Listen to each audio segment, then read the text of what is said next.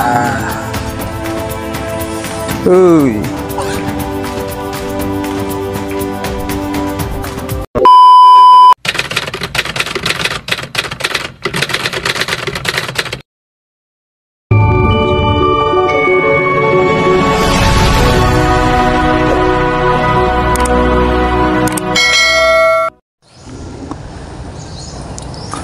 Hello mga kapulso. Good morning po sa inyong lahat. Medyo tanghaling morning na pala. Kumusta po kayong lahat mga kapulso? Sa lahat po nating mga kaibigan dyan sa YouTube at ang ating mga solid supporter. Pati na yun po sa ating mga silent viewers natin. At saka sa mga bago lang po dito sa aming channel. Kung bagong padpad pa lang po kayo, welcome po dito sa aming weekly day off routine na naman. Ang ating weekly day off routine, ang pagtitiksay fish hunting. Sa ngayon mga kapulso, mag-isa lang ako ngayon kasi si bro busy, nagpapaani siya ng kanyang palayan. Bali kakarating ko lang din dito sa spot. Bali dito lang ako sa malapit lang din sa palayan ni bro ito mga kapulso. Itong aking inispatan muna sa ngayon kasi ako lang mag-isa. Kaya napagdesisyonan kong dito na lang din ako kasi palaging umuulan na wala pa tayong kasama. Si bro nagpapaani kasi. Bali ang palayan ni bro nandyan lang sa kabila mga kapulso. Diyan sa kabila ng kakahoyang ito. Yan. Busy sila dun. Nag-aano sila, hinihintay nila yung harvester para maiani na yung mga palay niya. Ayan, kung naririnig nyo mga kapulso, yan yung tunog ng makina ng harvester. Magsisimula na siguro sila mga kapulso. Umandar na. Pagtsatsagaan ko na lang itong ilog dito sa gilid ng kanyang palayan.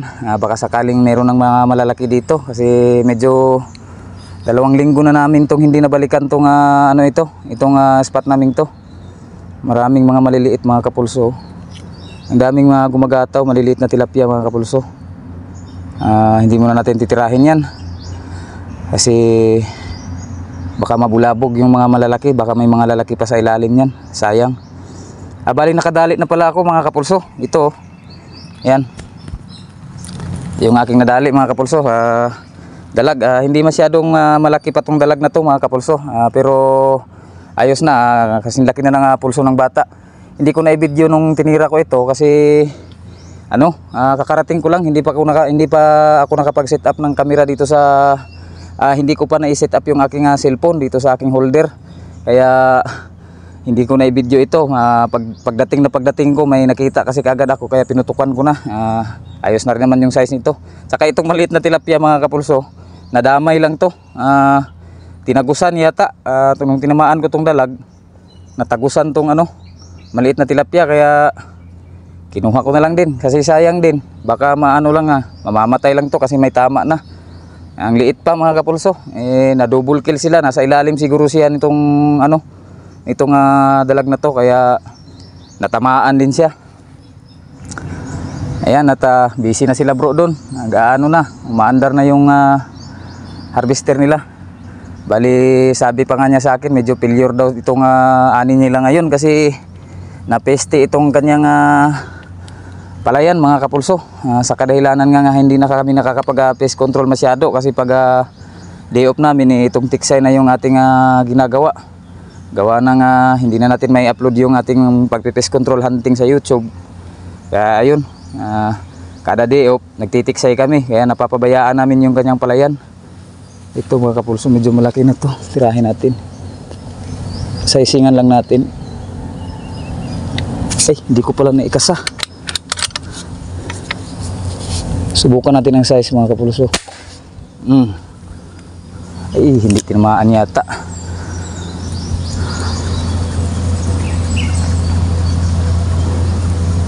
Hindi nga tinamaan mga kapulso. Pangalawang tira natin yun mga kapulso, sumablay. Sayang hindi natin na-video yung unang tira natin dito sa dalag. Hindi kasi natin na-set up pa yung ating cellphone.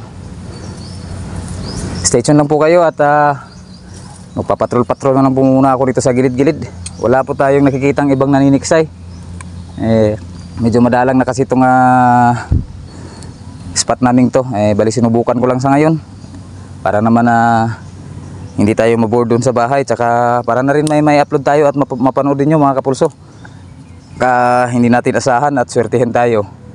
Hindi natin alam yung takbo ng panahon. Baka kahit na madalang dito bigyan tayo ng grasya ng Panginoon. May grasya na nga na bigyan na tayo ng isang dalag tsaka isang tilapyang nadamay.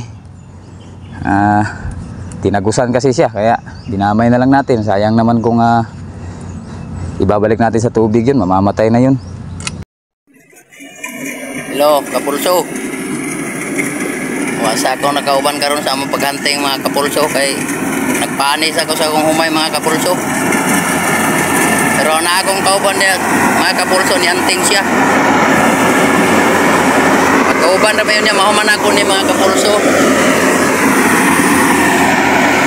Pagkauban na ba yun niya, dalir man kay sa hektaryar man layo kay lang hakutan mga kapulso. Tag 25 pesos ang sako lang akot. Ako lang sana iparpis karon kay bigyan ra ba ni uwan no, baka unya sapon umulan, kumulimlim ang mga kalangitan no. Yun ang akong harvest mga kapulso.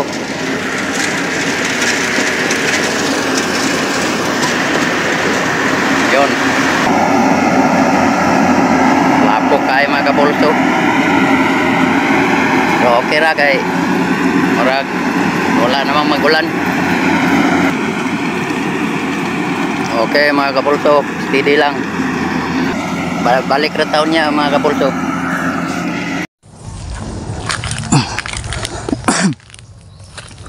Medyo humangin lang mga kapulso, pero subukan pa rin natin. Patrol-patrolin na lang natin to. Mahaba naman tong ilog na to. Baka sakaling pagpalain tayo ng Panginoon at mapagbigyan tayo ng kahit saktong pang-ulaman lang. Yan naman talaga ang pinaka-point ng ating routine kada day off natin, yung maano tayo, at least malibang tayo ba, kung sa Bisaya pa mga kapulso, malingaw ba, malibang, at saka pinakapunto talaga yung makapang-ulam din. Kasi sa hirap ba naman ng buhay ngayon, kagaya naming mga mahihirap lang ang estado sa buhay, puro mga ano talagang ulam. Kung hindi gulay, canned goods, noodles, itlog, ganyan palagi. Kaya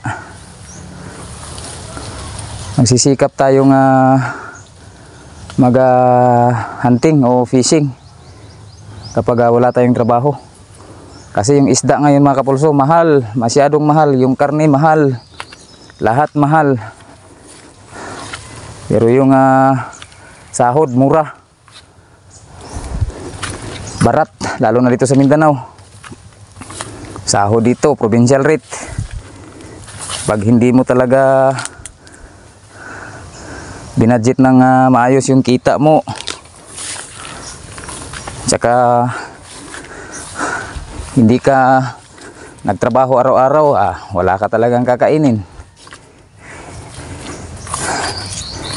Sana may magpakita sa ating malaki-laki. Sana pagbigyan tayo ni Lord ngayon mga kapulso.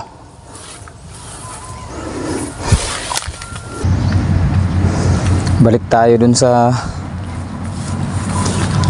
naunang napwestuhan natin kanina mga kapulso. Napakahangin dito. Ano siya? Pabor siya ba? Pabor siya sa hangin. Hindi natin makita yung isda. Maalon, kumukulot yung tubig. Kaya balik na lang tayo dun sa may dun sa may medyo paliko, kasi hindi hinahangin dun. Hindi tinatamaan ng hangin yung area na yun. baka sakaling doon tayo binasin. Dito wala, hindi natin to hindi natin masisigurong makakadali tayo dito pag nagpunta pa tayo dun sa pinakadulong bahagi nito, kasi hangin talaga, walang mapistuhang kalmado ang tubig. Dito lang talaga banda sa itaas sa may medyo paliko, dito lang yung medyo kalmado talaga. May mga dumadaan-daang mga tilapia pero di masyadong, hindi natin ma-identify kung sakto na ba yung size kasi di masyadong klaro, nasa ilalim lang. Marami sila oh. Di natin maklaro talaga kung malalaki na ba. Pumuputi lang kasi tapos biglang nawawala. Pero pag nakapabor tayo ngayon, subukan natin tirahin to. Ano natin, sizingan natin ba kung sakto na ba yung size niya para malaman natin kung malaki na ba. Oh, dito na si bro mga kapulso. Iniwan na yung pa na mag-ani? Mana? 38 mga kapulso. 38 ka sako? Pilyor? Pilyor ang isa ka hektar. Pilyor talaga mga kapulso kasi hindi na tayo nakakapag-pest control. Nauunahan tayo ng mga pisting ibon. Ako mangyapon yung istorya nila. Kuha gyapon mo. Pilyor. Ano man din? Gagmay lagi nga kuan, kanang tilapia nga isa na nakuan eh. Ha? Kani ra akong gitira ning kuan pag abot na ko ni ganina o pagit mabidyo he. Ya, kini nalapsan. Ako na lang pong gikuha kay nanay samad. Luoy man sad imong ibalik patay na. Ito mga kapulso, mukhang pwede na to.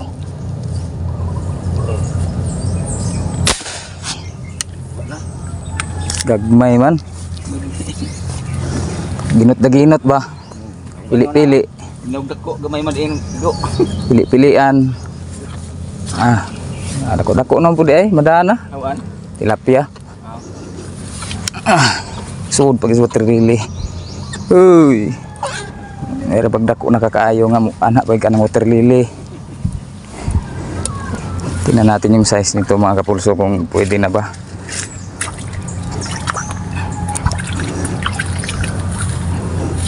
Ayos na rin pala mga kapulso. Oh. 4 fingers na rin. Oh. Alanganing 3, alanganing 4 fingers. Ayos na, pang ulam-ulam lang. Ilaw, brother silaw, ibabaw ra kayo kung igo. Kung di kayo maklaro. Ulam-ulam lang mga kapulso. Titirahin na natin tong mga to. Ay. Matinik na ako. Tablahan pa ako.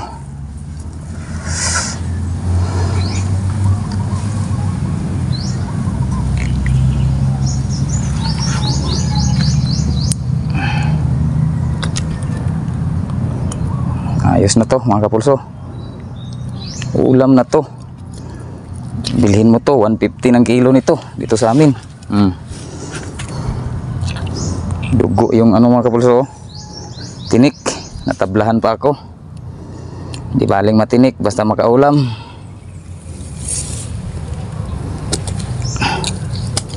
Ayan, nadagdagan na. Ito mukhang pwede na to. Puti mga kapulso. Sapul.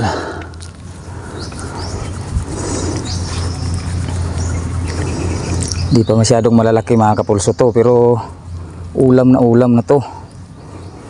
Dito kasi sa spot na to mga kapulso, bihira ka na lang talagang makakita ng mga mamaw talaga. Ito na yung pinaka good dito sa spot naming to. Pinakamalapit sa bahay namin. Uy, bunot. Uy. Yan mga kapulso. Ayos na yan, ulam na yan.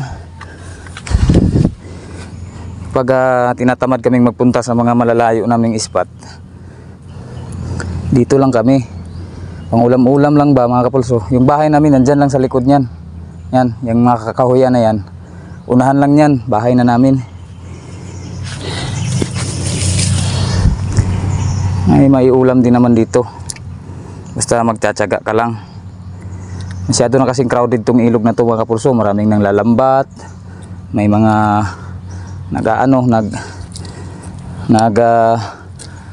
electric fishing din dito. Live pa nga yung ginagamit ng iba. Kaya yung mga malalaki talaga napakailap na. O ewan ko ba, naubos na siguro yung mga malalaki dito. Kaya ito na yung pinaka goods na dali dito. Solve na to sa ulam. Stay lang po kayo mga kapulso. Sana madagdagan pa natin. Dito sila sa kabila, oh, malayo mga kapulso.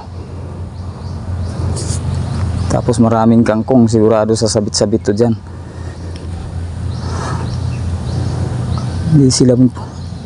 Dito sila sa kabila ng puno ng saging na pinipwestuhan ko. Kaso malayo sila, tsaka maraming damo dyan, maraming mga sanga-sanga. Oh, karon na. Kaya nang gawas na. Alang dia, oh, layo-layo ba? Oo. Layo kayo, oy. Sangit po ni diha ni. Nagdala ka kuan? Sudahan sabay imong gidasudan. May dalang ulam si bro mga kapulso. Tanghali na kasi. Tanghali na rin kasi akong dumating dito mga kapulso. Kaya di na ka mabalik kunya dito ani. Ako man nagidi ay. Tapos na talaga pala si bro mag-ani mga kapulso, magpaani. Kaya mga mamaril na rin siya. Kakain siguro muna kami ng tanghalian. Tapos natin kumain, babalik tayo agad dito. Kasi mangdagino tayo ng pang-ulam. Few moments later. Ang lakas ng ulan mga kapulso. Grabe ng ulan. Walang pasabi yung ulan, pabigla-bigla bumagsak. Oh. Ito yung sinasabi ko na mahirap magpunta sa mga malalayong spot kasi napaka-maulan talaga dito sa amin ngayon. Yan, Ulan.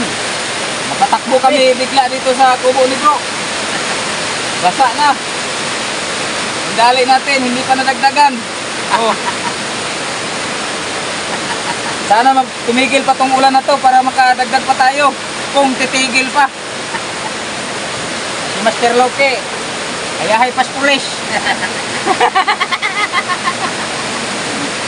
Ayahay pas pulis yan, nasa duyan lang.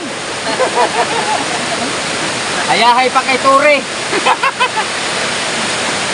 Stay tuned lang po kayo mga kapulso at kung titigil pa itong ulan, susubukan pa natin tumira ulit kung titigil pa to. Kasi maaga pa naman. Stay tuned lang po. Ayun mga kapulso. Tumigil na po yung ulan. Pero ang tagal. Mga 3 oras din mga kapulso. Napakalakas pa. Yan, lumaki yung tubig ng ilog. Alas 4 na pala mga kapulso. Nakatulog ako dun sa kubo ni bro. Kakahintay na tumila ang ulan. Ito at bumalik na tayo. Kahit na alas 4 na. Para subukang makatira pa. Kung makakadagdag pa tayo. Dagdagan man lang ng kahit na konti itong dali natin para pang ulam mamayang hapunan. Rico, grabing putik. Isang oras na tirada na lang. Lumabo yung tubig mga kapulso. Lakas talaga ng ulan kanina. Napalaki niya yung tubig tsaka napalabo. Ayan o. Parang kulor na ng Milo ang tubig. Labo na tayong makakadali nito.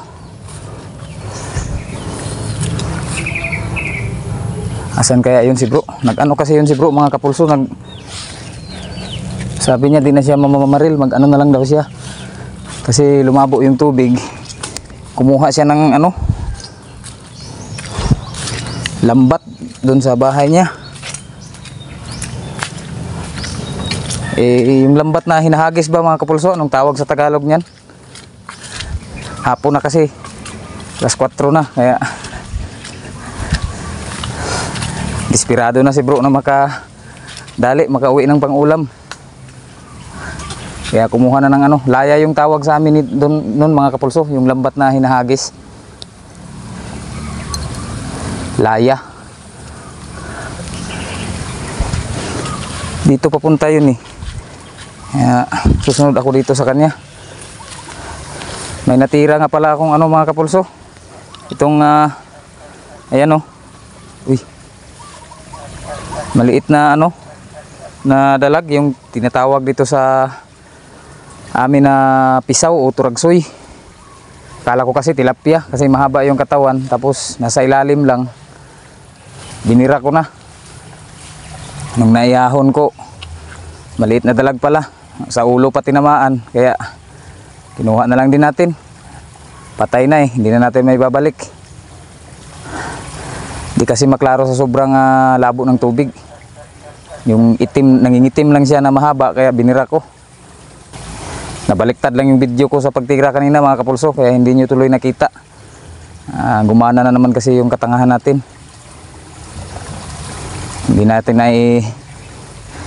na-reverse yung camera ng ating cellphone. Asan kaya yun si bro?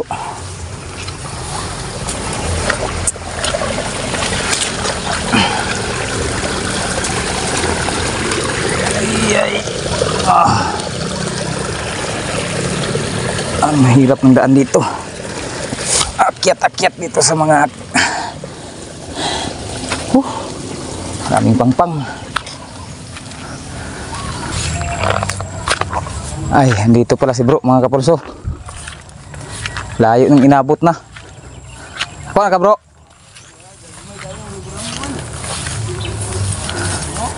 Maliliit. Tinaw dari dapit. Hapon na alas 4:30 na. Uli na ko ron. Ay, puros mga gurami. Puro gurami yung mga nakuha ni bro mga kapulso sa ano. Ano si tawag anak? Laya. Laya ang tawag sa amin yan mga kapulso. Ang lambat na hinahagis ba? Hindi ko alam kung anong tawag sa Tagalog niyan.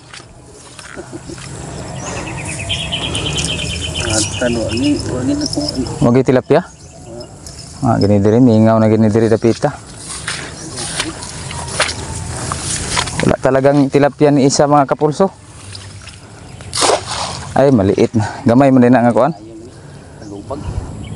Maliit lang pala tong ano na to? Laya. Barito atong gamiton ba nga? Di man na makatunong og dagko. Bata naman eh. Pambata yung laya na yan. Sobrang liit.